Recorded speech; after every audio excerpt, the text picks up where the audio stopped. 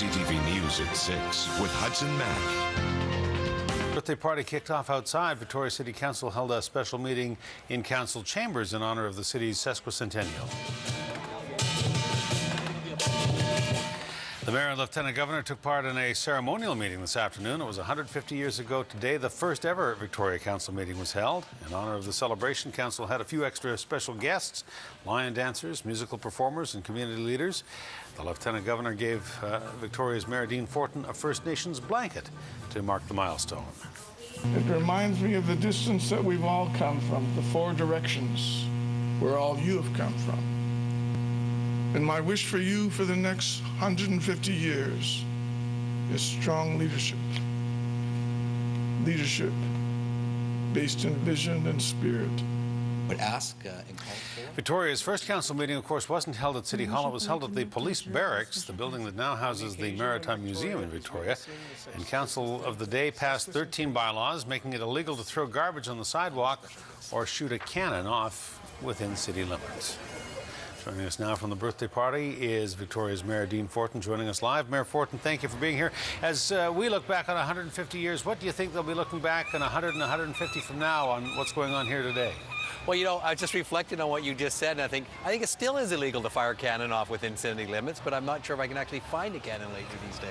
Well, it's still against the bylaw to throw garbage on the street, and we still see that too. You know, it's still an issue, and every year at this time I still have someone saying, can you do something about the seagulls, Mr. Mayor? So, you know, maybe that'll be the problem in 150 years, so we should put that in the time capsule. What to do about the seagulls? Yes, I'm sure you're going to have a bridge controversy.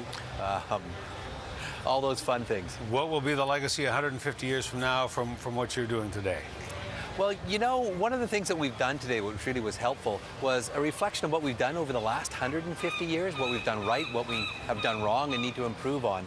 And I think ultimately perhaps a re-established First Nations relationship that we've really moved forward in the last few years, but one that is really going to signal how we move forward as a city.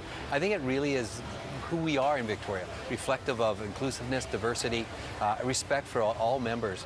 We've certainly had a lot of fun with our sister cities coming to visit, from Morioka, from Napier, bringing welcomes from China and of course from Russia. But you know, that's what's defined Victoria, the people, what we value. So whether it's through our architecture, whether it's through our environment, our trees, our garden city, all of that really is just a reflection of the people that have made up Victoria, and really I think it's a reflection of where we want to go in the future. All right, we'll leave it at that. Mayor Dean Fortin, thanks for taking time for us tonight. Oh, it's an honor. Thank you, Hudson. Thank you. Second straight day, there has been a frightening moment for tourists on Vancouver Island. 30 people who were on a sightseeing bus from Vancouver heading to Butchart Gardens escaped this afternoon when their bus burst into flames. The charred remains of the burned-out coach is all that was left after firefighters put the flames out. The fire crews say the bus was coming up the Keating Crossroad Hill from the Pat Bay Highway and had an oil leak of some kind. The oil likely dripped onto the manifold of the hot engine and ignited. He saw black smoke coming out the back, and the time he stopped here, the flame was just typing up on the outside of the bus. We had a neighbor right to the north of us here. He has a house and a fence there, and the fire got the grass on fire a little bit, and he was using his garden hose to just kind of cool the area off. Everyone was able to get off the bus before the flames engulfed the coach. After the smoldering wreck was hauled away, firefighters cleaned up the area with absorbent and made sure there was no environmental damage from the spill. In this story to show you, a charter bus traveling from Chicago to St. Louis, a double-decker plowed into a support pillar for an overpass this afternoon. It happened in southern Illinois. Still getting information from the scene. The number of injuries and the severity of them remain unclear, but at least 18 ambulances and emergency helicopters responded to the crash site. Back here in Vancouver Island, a cyclist was airlifted to Victoria General Hospital in critical condition today after being hit by a vehicle in Duncan. Witnesses say the cyclist rode through a stop sign and was hit by an oncoming truck in the intersection. The man on the bike's in his early 20s and he was not wearing a helmet. It happened just before 11 o'clock this morning on Moorfield Road in Duncan. Witnesses told police that the truck had the right of way and the cyclist made no attempt to stop. After he was hit, witnesses called 911 and rushed to the cyclist's aid. All I heard was a big screech and a crunch. And I looked out my window and I saw a truck and a bike on the road, phoned 911, and then came out in an ambulance and then came out to see how I could help. Just seeing somebody get hit and laying on the ground was very traumatic. And bleeding. You know. And bleeding and eyes in the back of his head. Paramedics initially took the man to Cowichan District Hospital, but doctors there determined immediately that his injuries were critical and needed to be airlifted to Victoria General. People in the neighborhood say they see a lot of near misses at the intersection, many involving people on bikes and skateboards. When we were there as well, residents mentioned to us as well that they were concerned about the intersection and people going through the stop sign, but it's a well-marked, well-used intersection. We just urge cyclists and skateboarders and other people using the road to be careful. They got to act like vehicles and obey the same rules of the road as other vehicles when they're approaching intersections. The man's name has not been released. The driver of the truck was not injured in the collision and will not be charged. Meantime, government employees are getting ready for more job action. The BCGEU says 180 workers at offices in Surrey, Kelowna, Campbell River and 100 Mile House will walk off their jobs next Tuesday for 24 hours. The majority are employees from the Forests Ministry, but the union says the strike will not affect firefighting operations. The BCGEU says negotiations have stalled. Wages remain the main issue for its 25,000 members who've been without a contract since the end of March. Well, the province is taking its list of concerns over the Northern Gateway pipeline project to the review panel, which is looking into the proposal for the pipeline. The Environment Ministry says it's demanding more answers, including how much liability Enbridge and its partners will take on in the event of a spill. The government also wants to know more about increased security measures that Enbridge recently announced. BC has applied for intervenor status at the Enbridge hearings, but does not yet have a date when it will be able to cross-examine the proponents of the Gateway project. Royal Canadian Navy ships are on their way home to CFB Esquimalt after taking part in another successful international RIMPAC exercise off Hawaii. More than 1,400 Canadian military personnel took part, demonstrating tactical and strategic skills. HMCS Algonquin, Ottawa, Yellowknife, Saskatoon, Brandon, and the Fleet Diving Unit all took part. But it was HMCS Victoria, the submarine that marked a milestone for the country, successfully firing a torpedo. It was the sub's first time in the waters after undergoing major repairs at CFB Esquimalt. The Canadian Navy says it speaks volumes about the submarine program and shows the other 21 nations what Canada can contribute. And when we saw that torpedo strike the bow of the ex-UNS Concord, it was a huge sense of pride, a huge sense of accomplishment in terms of being able to deliver that capability. And then once again, it's never good to see a ship sinking, as you can well imagine, being in the Navy. But when that ship was straight up and down and on its way to the bottom, it was a big moment for all of us that had the opportunity to watch it. The commander says it was a great opportunity for Canada's submariners to work alongside the crews of 5 other submarines. The RIMPAC exercises are staged near Hawaii every 2 years. Well, BC Parks is reopening Discovery Island off Oak Bay after closing it last month with concerns about a lone wolf spotted prowling on the island. Discovery Marine Provincial Park was shut down to visitors last Monday. Conservation officers confirmed the wolf's presence last week and set up leg hold traps, hoping to catch the animal to relocate it. They didn't capture the wolf or whatever the animal is, but they did assess its behavior, and they say it does not exhibit the traits associated with a habituated animal. BC Parks says officers removed the traps yesterday. Discovery Island reopened this afternoon. And as you make your plans for this holiday weekend, there are no campfire bans, but you got to be careful. And firefighters remind you tonight that beach fires are not allowed in the capital region. The hot, dry weather conditions are sparking the reminder to snuff out any potential blazes over the August long weekend.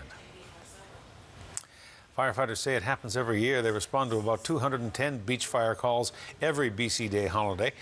Crews have been removing extra debris from the beaches, which could potentially fuel a fire or tempt you.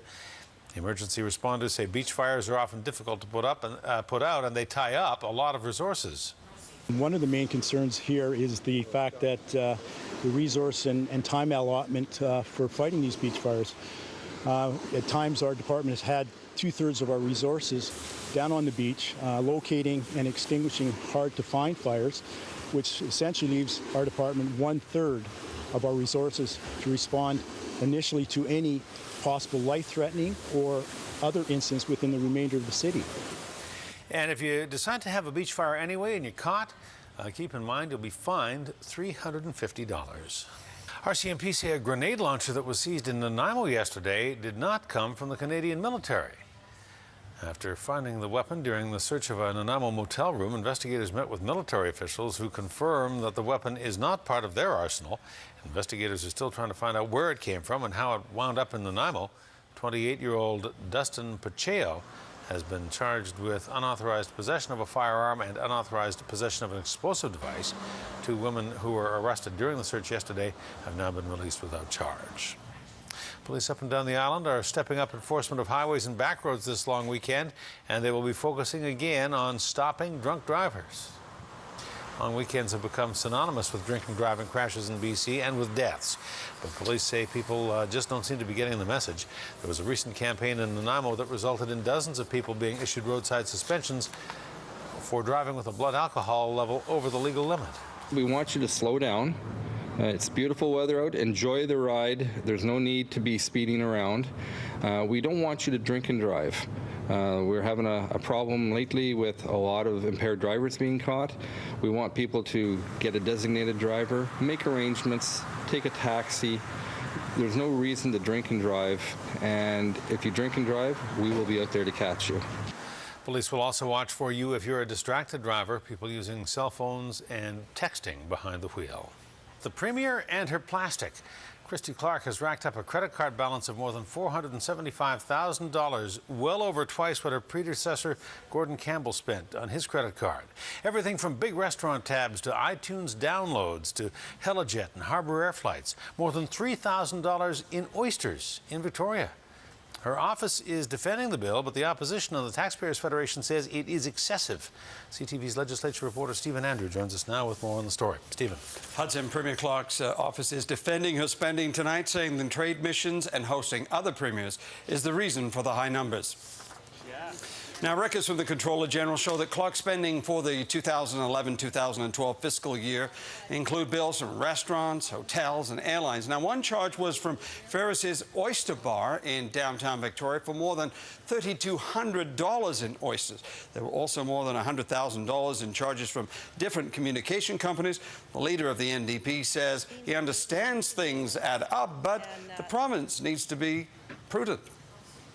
You know, like I say, I think government should be frugal, but I think they're also running the province, and so there are expenses involved, and so we have to be careful about what those are. But I don't blame the Premier for having expenses. I think the Auditor General's made some very good and accurate, it sounds like, criticisms, and it sounds like the committee of MLAs that's responsible for working with the Speaker have addressed those and have committed to changing the situation, and I'm glad they have. Well, look.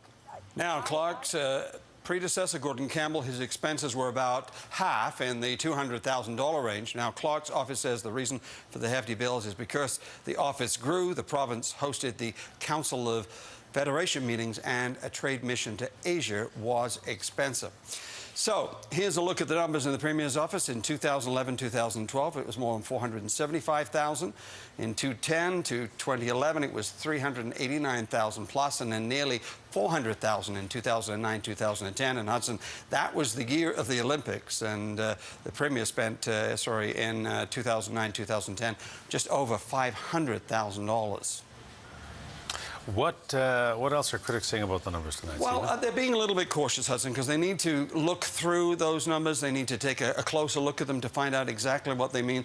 I mean, the Canadian Taxpayers Federation, as you know, is normally very critical of government spending, but tonight it's holding off on its sting on criticism on this issue, saying it really wants to take a closer look at exactly what those numbers mean and where Clark spent that money. All right. Stephen Andrew, thank you. You're welcome. BC Coroner's Service is urging extra caution this weekend, not on the road, but on the water. 8 people have drowned across the province in recent weeks, including a Vancouver Island man who drowned in the Stamp River. The youngest victim to drown in BC this summer is a 12-year-old girl whose body was recovered this week from Skaha Lake. The Coroner's Service has high runoff from the winter snowpack, and heavy rains since then have left many rivers, streams, and lakes across the province running much faster and deeper with higher than usual water levels. A salmon farm on the Sunshine Coast has tested positive for the IHN virus. The farm is owned by Grieg Seafood based in Campbell River. It's located in Jervis Inlet and is now under quarantine. Last week, a Tofino area fish farm owned by Mainstream Canada tested positive for IHN. Both companies are working with the Canadian Food Inspection Agency and the Department of Fisheries to manage the outbreak. The Nanaimo Port Authority is marking a milestone. More than 2 million passengers have now traveled through the port's floatplane terminal. The Port Authority says it's proof the city has become a major economic and tourism hub for Vancouver Island and the central region. The seaplane terminal opened in 1986, and since then passenger loads have increased dramatically. We started in '86. We were looking at about 20 or 25,000 passengers a year during those years, and last year we had over 140,000 passengers come in and out of Nanaimo. Harbour Air and Tofino Air provide service out of the Nanaimo terminal 7 days a week, including flights to downtown Vancouver, YVR, the Vancouver Airport, and 2 locations on the Sunshine Coast.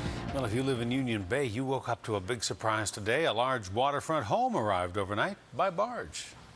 It's a character home that was moved off its property on the Lower Mainland last week to make room for a new development. One of 3 homes that Nickel Brothers is moving and bringing across the water. The Ford family from Gabriola Island purchased the home and made arrangements for the house to be shipped to Union Bay. The family says they have always dreamed of this. We've been keeping our eye out, and this one just came up really fast, and ones like this don't come up that often, so we grabbed it when we could. And what is it about this house that attracted you? Just the character of it. It has tons of original features that are still intact in the house. Well, the age of the house and the history, you can build a new house, but you can't recreate the history that's there, and it's like any antique or antiquity. There's a connection with the past when you have something old like this, and you can't reproduce that. The house isn't home just yet. Tomorrow morning it'll be on the move again. First thing, the crews will have the house back on the road on its final leg of its journey. This time it's just a few blocks before it gets where it's going. Some breaking news for you. We told you just a few minutes ago about the BC Coroner's Office warning about the need for water safety. This just into our newsroom from the RCMP in Campbell River. Pictures of a river rescue that happened late this afternoon. RCMP and a Cormorant helicopter from CFB Comox were called into a report of a child trapped on a log in the Campbell River. The current is strong and was preventing anyone from getting to the girl. 442 Squadron was on the scene within minutes. They plucked the girl from the log in the middle of the river channel. She is a tourist from Germany and was tubing with her family. Witnesses say the group struck a tree and they were dumped into the water. Fortunately, the child was wearing a flotation device. High water levels on the river were reported by BC Hydro throughout last month. And Campbell River RCMP want to remind you yet again about the danger posed by swift-moving water. This one had a happy ending.